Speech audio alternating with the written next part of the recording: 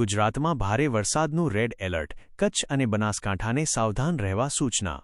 ગુજરાતમાં હાલમાં ભારે વરસાદની સ્થિતિ છે, જેના કારણે હવામાન વિભાગ દ્વારા અલગ અલગ જિલ્લાઓ માટે વિવિધ પ્રકારના એલર્ટ જાહેર કરવામાં આવ્યા છે।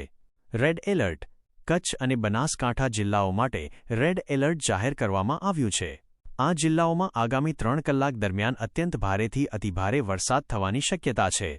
આ વિસ્તારોમાં પૂર જેવી પરિસ્થિતિ સર્જાઈ શકે છે, તેથી સ્થાનિક તંત્ર એલર્ટ મોડ પર છે।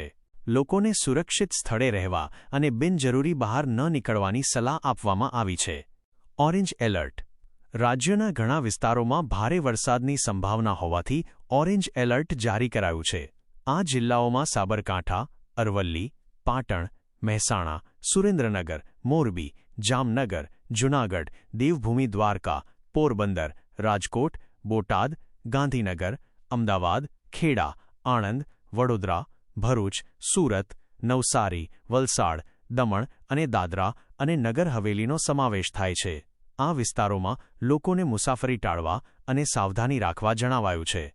યલો એલર્ટ, મધ્યમ વરસાદની સંભાવના ધરાવતા કેટલાક જિલ્લાઓ માટે યલો એલર્ટ જાહેર કરાયું છે, જેમાં મહીસાગર, પંચમહાલ, દાહોદ, છોટા ઉદેપુર, નર્મદા, તાપી, ડાંગ, ભાવનગર, અમરેલી, ગીર સોમનાથ અને દીવનો સમાવેશ થાય છે।